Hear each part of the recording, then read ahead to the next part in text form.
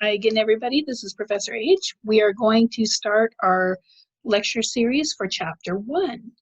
We are going to start off in this chapter with the first section on this video, and that is where we're going to take a look at human development and its origins.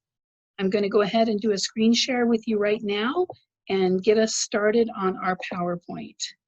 Now, while we're doing this PowerPoint, I will have to at some time exit the full screen PowerPoint so that we can click on some links. So just be warned ahead of time. Also, I'm in my living room, so we will have sounds and people and things like that, dogs and who knows what. So just be prepared. So this is our title slide, Chapter 1, A Cultural Approach to Human Development, Part 1, Human Development Today and Its Origins. Woohoo! Yay! Here we go. All right. Okay. There we go. So what is developmental psychology? Oftentimes when people think about what developmental psychology is, the first thing that they think about is children and child development. Well, child development is actually a different course. Developmental psychology is taking a look at how we grow and change throughout our entire lifespan. This slide shows an image of development across the lifespan. It's just kind of a generic image where it shows an infant, and then he's going through life stages until he becomes an old man. So the stages that we're going to be looking at in this book are genetics and prenatal development, birth and the newborn child, infancy, toddlerhood, early childhood, middle childhood, adolescence, emerging adulthood, young adulthood, middle adulthood, late adulthood, and death and afterlife beliefs. So those are the topics that we're going to look at and the different chapters that we're going to look at later on in our book. All right, so for each one of these developmental stages that we look at, we're going to be examining 3 components of development. The first component is physical development. That is how we physically and biologically grow and change. The second component is our cognitive development. Cognition is the mental action, the processing of our learning, our thinking, how we perceive things, and then our social and emotional development. That is our ability to form and maintain relationships and function within our culture, how you experience, manage, and express emotions. Those are the 3 main areas with each stage that we're going to look at. We are going to take a look at human development through a cultural lens, or actually through a global lens, so that we can take a look at how different cultures across the globe grow and compare that to us. We all grow and change in a similar fashion when it comes to our biology. However, our culture does have a great impact on how we grow and develop throughout our life. So we're going to talk about, throughout the PowerPoints that we have, I'm going to have in bold terminology that you're going to need to know. So right here, the first one is culture, and it is defined by your book as a total pattern of the group's customs, beliefs, art, and technology. And we will be looking deeper into that as we go through the course. And there's something called custom complex, a distinctive cultural pattern of behavior that reflects underlying cultural beliefs. So these are things that we're going to kind of come back to later as we go through the course. The first portion of our book is going to talk about human development today and its origins. We're going to start off talking about human population over time. For most of the timeline for human beings, the population of human beings has been below 10 million for most of human history. Throughout that time, women had about 4 to 8 children on average, and most died before reproductive age.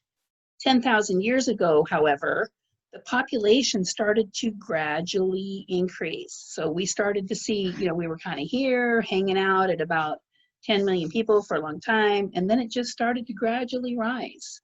So what do you think started that gradual increase in population growth? Why is it that 10,000 years ago, we started to have higher rates of people? Wow, that was tough. Okay, think about it. Okay, we're moving on.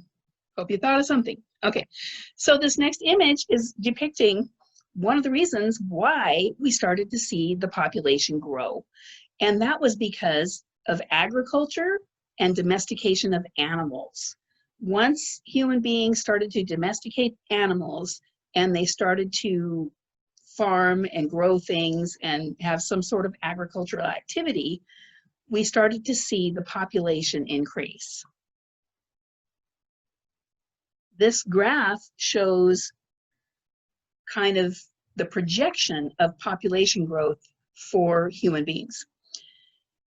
We're starting off here in 1800. We know that back here before that time, in earlier human development, that we were kind of steady.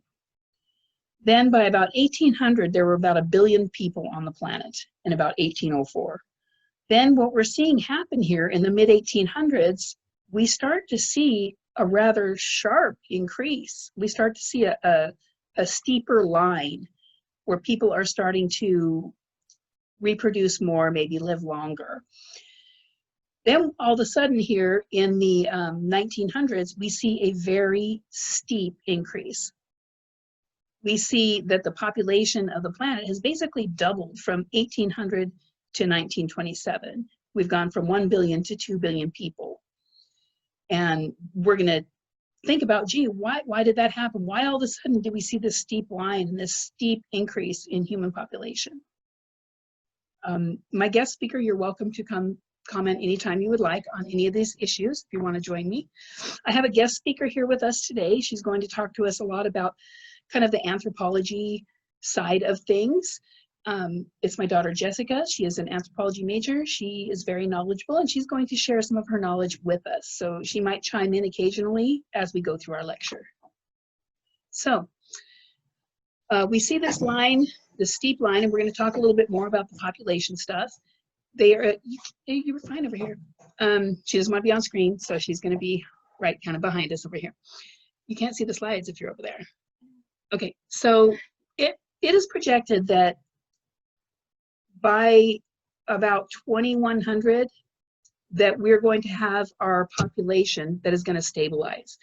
And it is predicted that our population will stabilize at about 11 billion in 2100. And some of the main reasons for that have to do with changes in our population. And as our next few slides, we're going to kind of talk about that a little bit. We're going to talk about what is happening with the reproductive rates and the aging of populations that are going to help contribute to this projection. All right, so back to our question, what happened in recent history to cause population to rise so dramatically? We'll see that right here with where this line starts getting steep. Well, here it is. In the early 1900s, the first antibiotics were created. The first antibiotic was not penicillin. There were other antibiotics before penicillin. I just don't know all the details. I just know that they happened earlier. That's for a different class. And in 1928, we had penicillin. So in that period of time, that is when our population line started to really increase, because previously people died a lot just from infections. Things that we these days in modern times don't think of as anything. Oh, you caught a bad cold. Oh, you have a cut on your hand and it gets a little infected. Or dental disease. We know that dental infections killed a lot of people. Also, vaccinations were created, and vaccinations helped people to be safe from all kinds of diseases that were out there. So I'm going to exit this full screen for a second, and I'm going to click on this Pew Research about population and see if it will take me to the open link. All right. Check our screen sharing, because I worry about you guys not seeing what I'm seeing. And it is on that. So good, we're good. Okay. Just making sure we're on the right place. All right, so this is a link that I provided for you, and it talks about world population growth.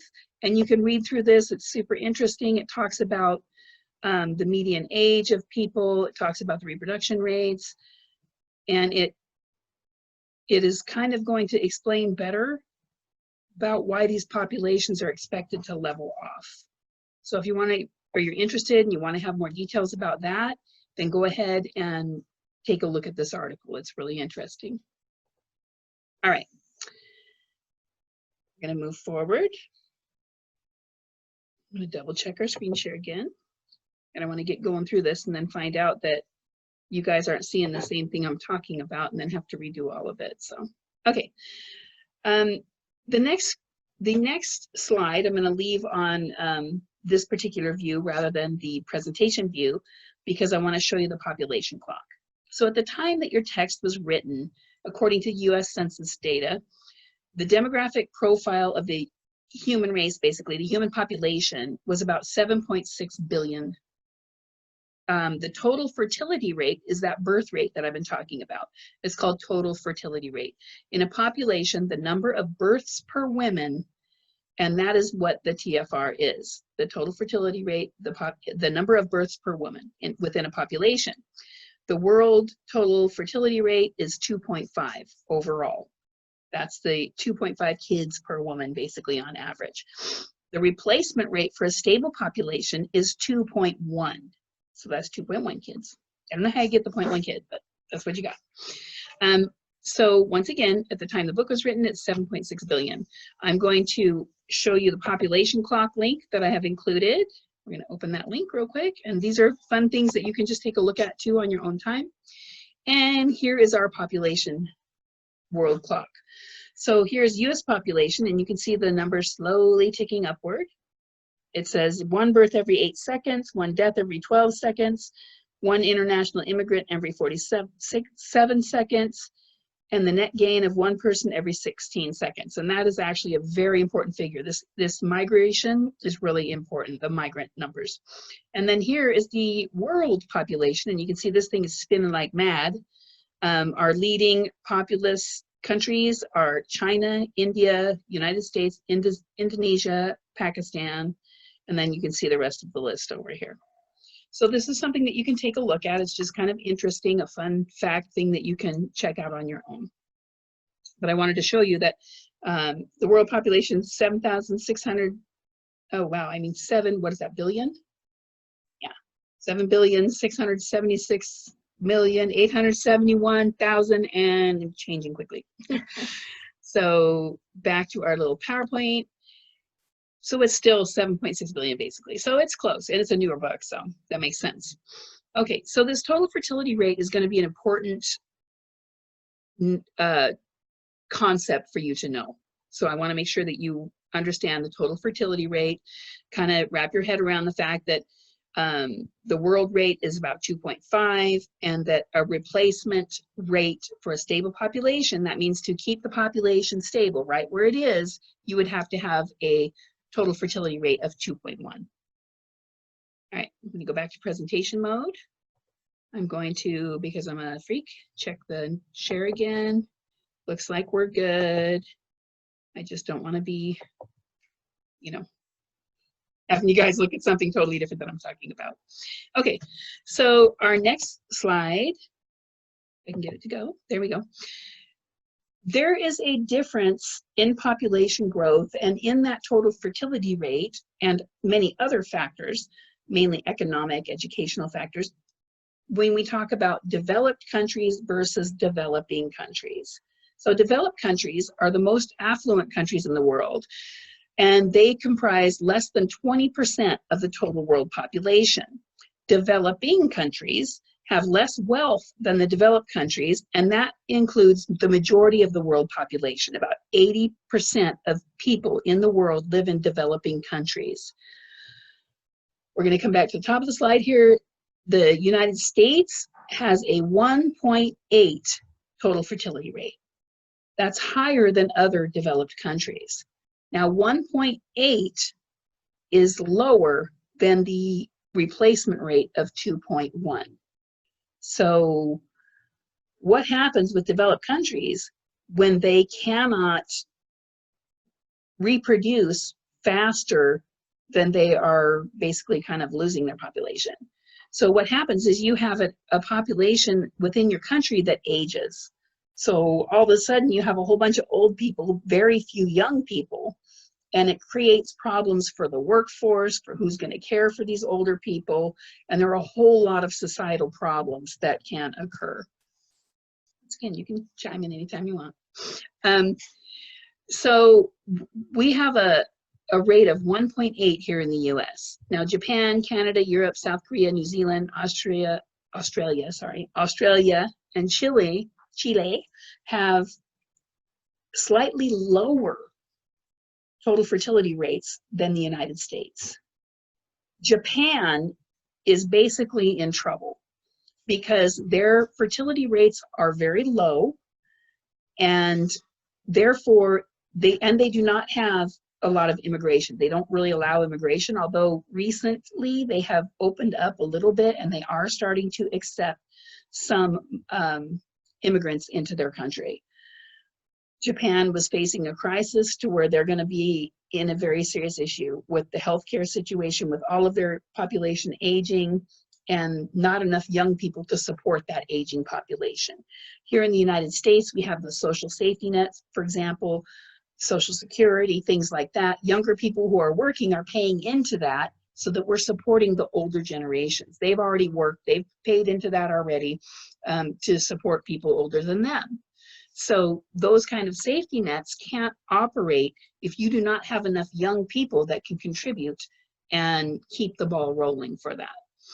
So it's very interesting that the developing countries, which with less wealth, they have total fertility rates above the replacement rate of 2.1. So the majority increase in global population is coming from developing countries, not from the developed countries. United States has a little bit better path than these other countries because we allow more immigration into our country. That immigration is allowing us to have a higher younger population, more younger people who can contribute to our systems to help pay for the social networks, the social programs and safety nets and things like that, that take care of our older people. And that's one of the reasons why Japan has decided to open up to have some immigration, because they know they're going to be in a train wreck if they don't do something now about their problem with the total fertility rate.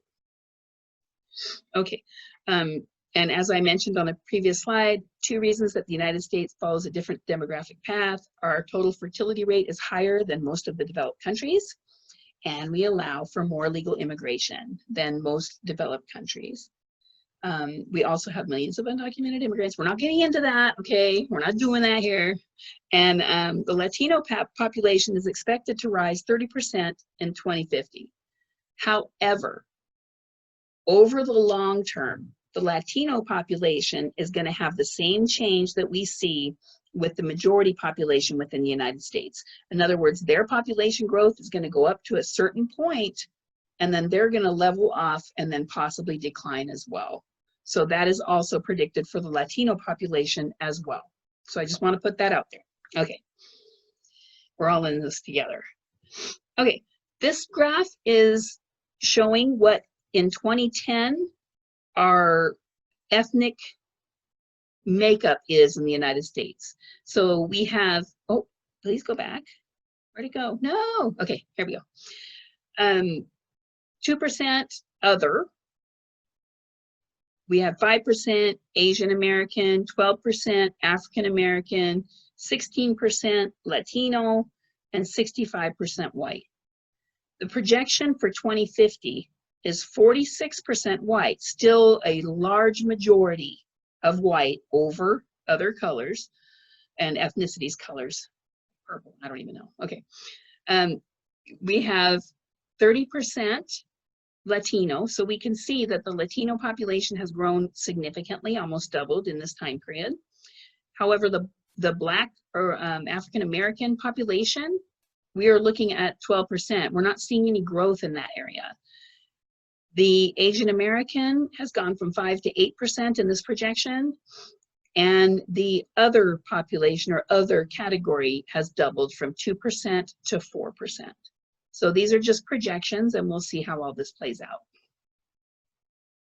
Comments?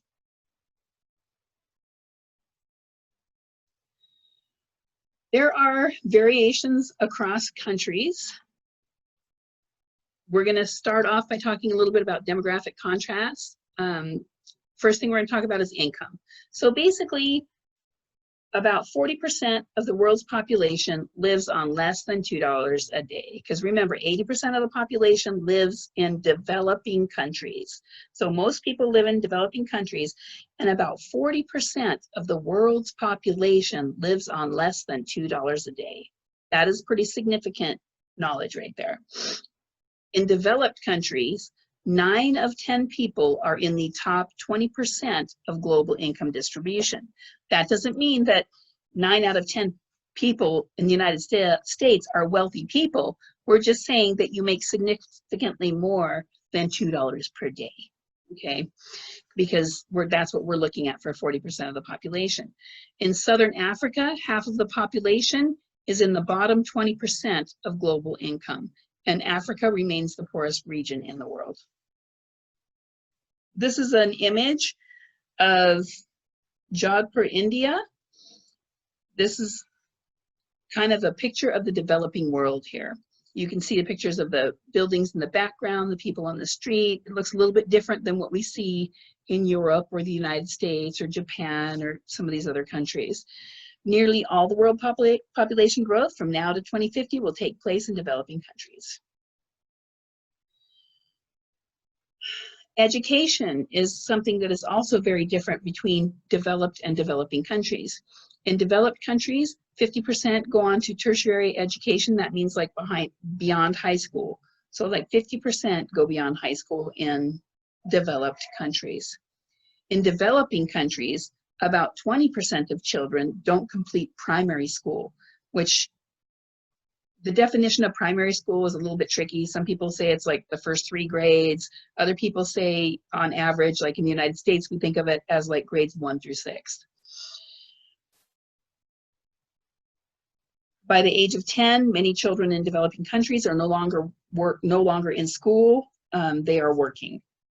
This image is showing a child in Cameroon helping his mom make flour. Oftentimes, a lot of these countries do not provide free education for the children. So the families also have to pay for books and uniforms and things like that for the kids to go to school.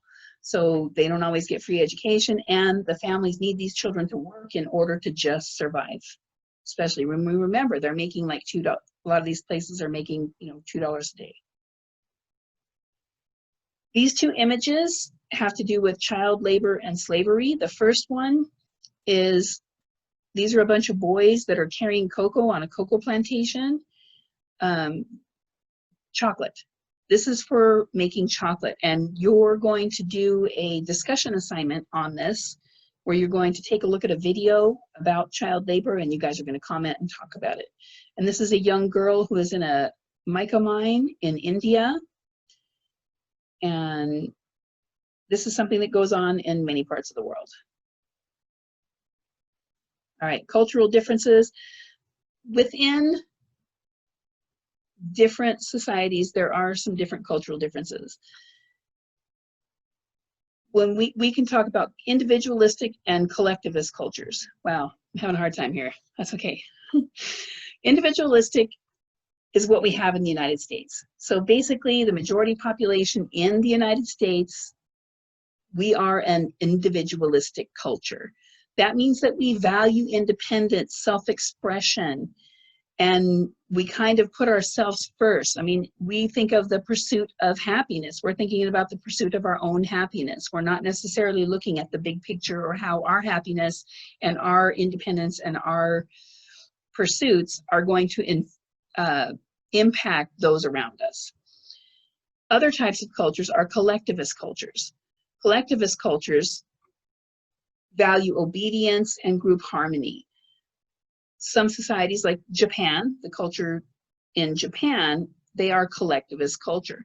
They really concern their behaviors, the way that you're going to see a lot of differences in individualistic and collectivist cultures throughout our text, because we're going to look at how child rearing is different in these. What is okay socially to do? What is not okay socially to do? Because there are a big difference between individualistic and collectivist cultures in these areas. Collectivist cultures often, one of the big things that they have is when a child is growing up and becomes an adult, one of their kind of measures of success is to be able to take care of their family, to be able to take care of their parents, and they're expected to do so. Another couple of terms is traditional culture and globalization. Traditional culture are those rural cultures that adhere more closely to historical traditions than urban people. We're going to go and look at these things, and they'll be further explained later as we go through the book. Globalization is a term that means the increasing connections between different parts of the world. That's just saying that we are all connected in different parts of the world now, more so than we ever have been. Okay, this is a map that shows worldwide variations in population and income levels. So remember, 20% of the world population is in these developed countries. So you can look at these population maps. 80% are these dark red areas. So you can see that much more of the globe consists of developing countries. Now we're going to look at the wealth distribution. We're going to take a look at the gross domestic product. So what are these economically, what do these countries produce? And it's looking at their economic development. So these darker colored ones, which are our developed countries, have larger gross domestic product, and they have very strong economies. Within countries, there are variations in cultures. So normally you have a majority culture. That majority culture sets the norms and the standards. They have the political power. They often control the media. They have the economic power and intellectual resources. So that's usually what the majority culture has, and the majority culture kind of rules the roost and dictates how things go within that country. There are different socioeconomic statuses, that SES. This is a term that you're going to become very familiar with, because this is something that we're going to talk about, because your socioeconomic status has a definite impact on your development. A person's socioeconomic status has to do with a person's social class, includes income, education, and occupational status, and it is very important in shaping development.